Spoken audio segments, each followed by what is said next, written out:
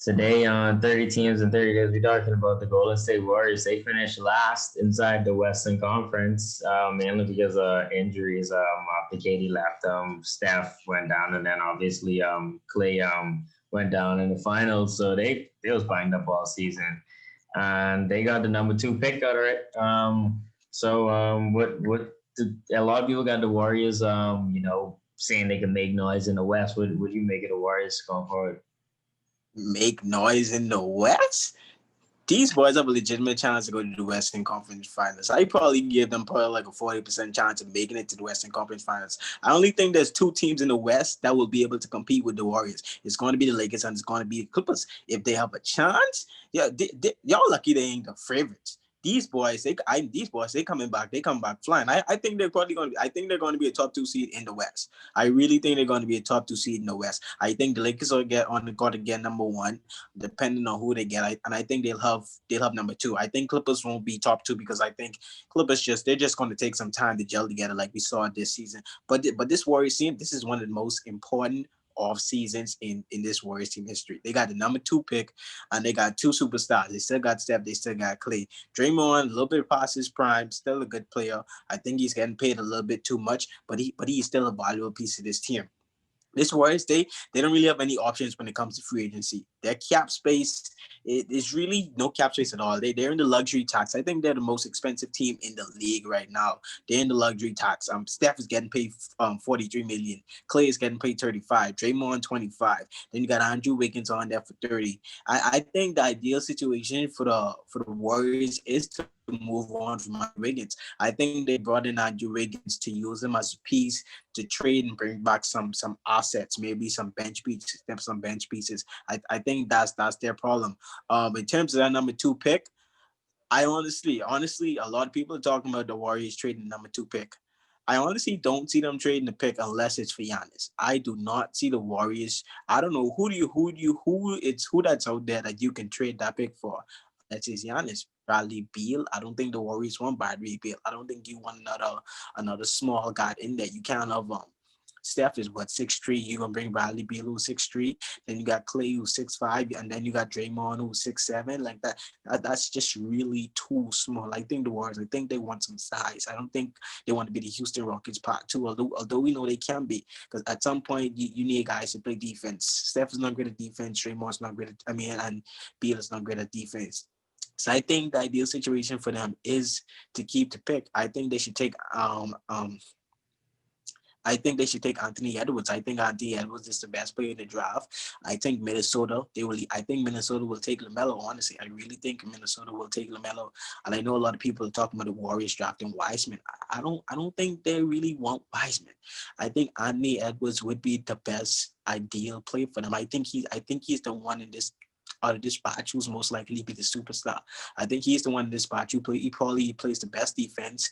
He's the best shooter in this draft, and he probably is the most athletic in this draft. I think he'll be great at that three spot for the Warriors, and he'll mesh right in with them being a great 3-point shooter as well. Yeah, I don't. But this team, like I said, maybe they can bring in some pieces. They'll have a few mid-level exceptions to go after some free agents. Maybe they could go after some lower tier guys, but that pick is going to be the real focus of the offseason. Okay, yeah. Well, just a couple of things. I hate to be the old grumpy old man, say, ruin everybody's day. But this Warriors team, I don't see the big threat everybody's playing. Okay, now you got Steph and Clay coming back. These guys ain't play. Steph played this year. Clay hasn't played professional basketball in over a year and a half. So he won't. I don't think he's gonna be the defender he once was. I think he'll still come back and be the marksman he was, but he won't be the defender. That first team all defense that he once was. Andrew Wiggins is terrible, and Draymond Green is past his prime.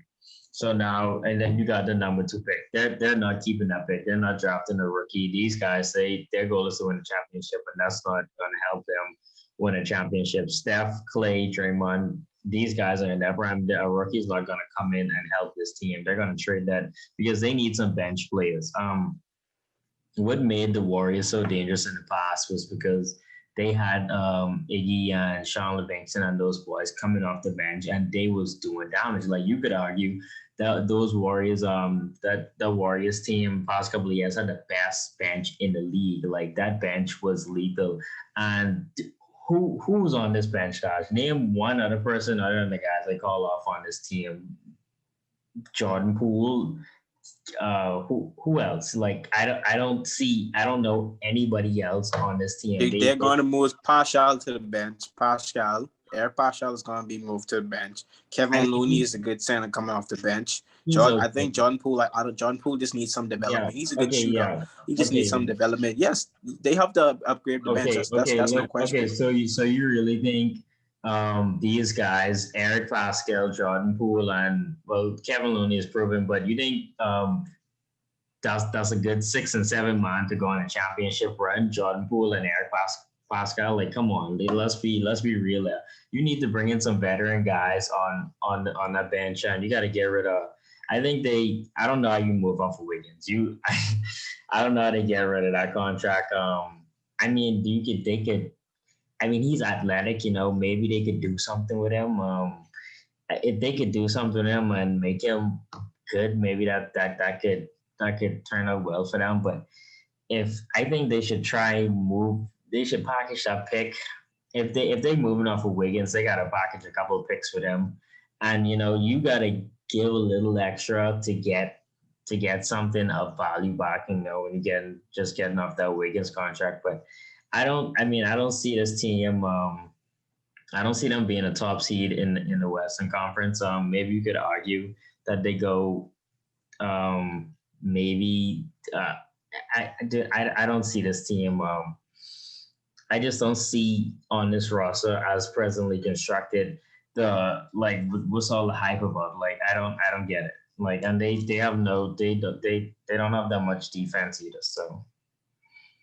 First of all, nobody's trading a pick to get some bench pieces. That makes absolutely no sense. It makes no sense to trade the number 2 overall pick in a pretty fair deep draft. I think that the top 6-7 players in this draft have the potential to be perennial all-stars. It makes no sense trading a number 2 pick to get bench pieces. That makes absolutely no sense. And you're saying they're going to trade the pick. I'm saying who's out there to trade the pick. A lot of people love to say trade the pick. We love to make a section. GM, you need to make some trades. We like to tell our teams to make trades, but we never say who we trading and who we trading for. You can't just say trade. Who is out there that is going to help the boys? That's the GM job to figure that out. They getting paid millions of dollars. But as a fan, you should be realistic about it.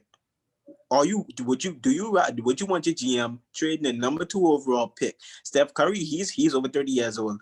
Draymond is over 30 years old. Klay Thompson is over 30 years old. Those guys, you need another star that is going to come along and take them into the next generation. You're going to trade the number 2 of this is probably the last time the Warriors are going to have the number 2 overall pick in the next 20 years. They're not getting no top picks neither ever again. And you want them to trade the pick to bring in bench pieces? Why? That's the reason you have free agency. Dwight is going to be on the market. He's going to get. You can give Dwight the minimum. Guys like Jay Crowder is going to be on the market. Rodney Hood is going to be on the market. Ibaka is going to be on the market. Wesley Matthews is going to be. Wesley Matthews is going to be on the market. Trevor Ariza. I think they can get a Trevor Ariza from Portland for so TJ Warren. Maybe they could trade Andrew Wiggins and some pieces from Miles Turner and TJ Warren from Indiana. All those guys you can get for the minimum. Wesley Matthews got paid $2 million last year from the Bucks. You tell me he wouldn't go to the Warriors for about $4 million, the mid-level exception? Come on now. Guys like Jay Crowder, he's never been paid over $5 million his career. I don't think he's going to be getting any big contract. I think he will go to the Warriors for about $5 million. Dwight Howard, I don't think you have any problem going to the Golden State Warriors. Guys like Ibaka, you know how Ibaka is. He's a team player. He's going to go to the Warriors for the minimum. You got to understand, these guys have championship anyway. They're one of the best organizations in the NBA. Guys are going to come there for the cheap. So we're not looking at this Warriors team right now and saying, okay, this team is built for a championship. right now because everybody knows that we're looking at the Warriors and say the history Okay. of the Warriors tells us this team makes moves. We know this team is going to make some moves. We know this team have the number 2 overall pick, and that is what's scary about the Warriors. Nobody's looking at them right now and say, "All right, this is a championship team." No, we know during the offseason they're going to go after some that's guys. exactly what people are doing. They're looking at this team and saying, "Oh, Steph and Clay coming back. Okay, now they automatically could be the number one seed or wreak havoc in the West." No. I don't think anyone's Okay, doing that. I don't listen. think anyone is doing that. Okay, I don't just think a anyone is couple of doing that. things, right? You did that number two pick. Okay, yeah, it doesn't make sense trading them for some bench players, but I'm saying you package a pick for a guy like Wiggins and you bring in someone of value who could actually help out the Such team. as, just give me that player. Give me that player that's worth that. You- Give me the player that's worth that. That's not named Giannis. It's not named Bradley Beal. That is on the market. The only other player that comes to mind is Aaron Gordon, and that's too much for Aaron Gordon. The only other player that comes to mind is Buddy Well, Hield. That is too much to give up for Buddy Hield. Give me the other player that is out there. You can't just trade the pick. You cannot just trade the pick just to trade it. listen. Okay, yeah, you. I'm not the GM of the Warriors. I'm not a GM in the basketball association. That's their job to figure out. But you could find somebody to bring in on this team. I'm sure they have Such people. as I just need one Listen. player that Okay, is worth Wiggins on the number 2 overall pick. Who, unless you go on after Joel Embiid, maybe you give it up a Wiggins to pick and some other picks for that Embiid. doesn't Like get I you. don't That doesn't see get who you, Joel. else. I don't Okay, see who is out there. We're just saying trade the pick, okay, but for who? For who? okay. If it's not Hold on now. Giannis, Yeah, okay. Okay, just listen. You talking about they bringing in these guys on minimum deals. I mean you're not getting him back on a minimum deal. He's not taking that. You could get a guy like Jay Crowder. I mean I don't see like how many guys can they get like who could really provide real value on this team for the minimum. Yeah, you could maybe bring in a guy like Jay Crowder. Yeah, you could help out. Maybe like I don't know like who do you Wesley Matthews, I think Ibaka would go there to win a championship. Ibaka will go there to win a championship. Guy like I Trevor don't Ariza, he think will go there to win a championship. Dwight Howard will go there to win a championship. If you go to Dwight's not Indiana, you going say, to hey, you look at going Indiana, you say, hey, y'all trying to move up off Oladipo. Maybe they send Oladipo and maybe they send Oladipo, or you just ask them Miles Turner and a guy like Doug McDermott, a shooter off the bench. Maybe you can give that up for a guy like Andrew Wiggins and a pick. Like those are moves this team can make. It's a lot of moves. I don't think the Warriors are going to just lay down. They're one of the best executive groups in the NBA. I think this team has the potential to make a lot of moves, and I think they know that. They know the bench is not good. The only person on that bench who I think they'll probably keep is Pascal and Jordan Poole. I think everyone else is expendable. Okay, yeah, but they're not those are the only guys with value on this team, Pascal and Jordan Poole. So you have to move off of those guys to get something back in return. You're not getting you get the No, last pick why in the would you draft for the move rest off of of these your guys. best bench players to get another Those bench are player? okay, That makes Doc. no sense. You talking about guys who giving you 10 points on the worst team in the league off the bench last year. Those are not good bench players. Those are okay players on a horrible team. These guys are not what you need going forward. You need to let's just What get that out ahead.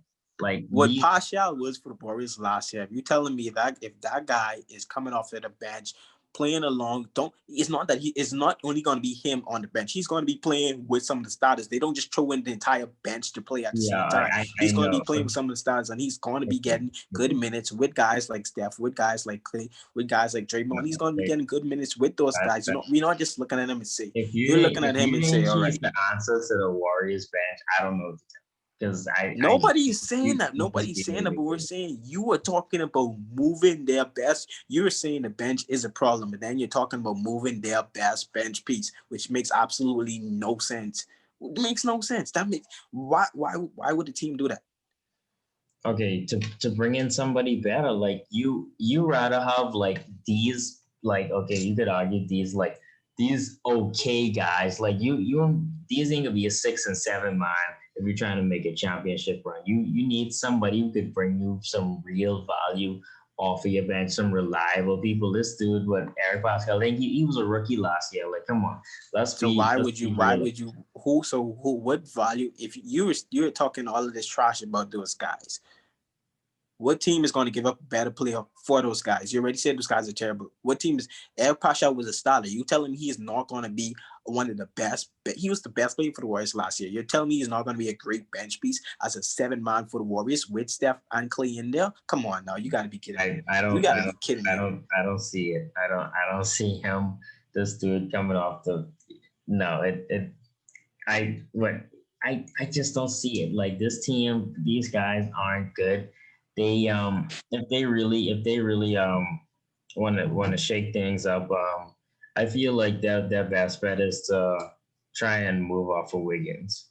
But if you like, you're not just gonna trade Wiggins straight up. Like you have to, if you're a team, if you're a GM on that team, say, hey, I want one of them pick your guy from the Timberwolves. So they'll have to try and work something out. But I just don't see this team wreaking havoc on the West like everybody says they will. Like where are you telling me the Warriors are gonna be?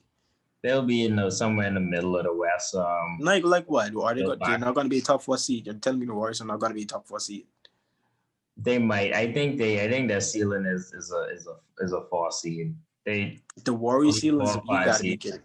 You gotta be kidding me. The Golden State, see this, yeah, all right. Well, y'all forgetting about the Warriors. When those boys come back and they make some moves, everybody, I want y'all to keep the same energy about the Warriors. Because I don't see, if you're telling me a Clippers team that benched Kawhi, that Kawhi benched 20 games, Paul George is out 30 games, if that team who y'all say had no continuity, if that team who y'all say was the biggest choke job in the NBA, in the NBA history, if that team was able to get the 2nd seed in the West last year, you're telling me the Warriors with Stephen Curry and Klay Thompson and maybe another star coming in there is not going to crack a top 4 seed in the West? Y'all got to be kidding me. Okay, well, the same Clippers team made the playoffs last year without Kawhi and Paul George. So the Clippers team. It was not the same. There's only 3 guys that stayed. It's not the same Clippers team. People need to stop saying that. The only person that was still there is Lou Williams. The only person that's there is Lou Williams. Williams, Beverly, and Trez was the only players that's still there. It was entirely Clippers team. It's the same. Yeah, the rest of those guys are expendable.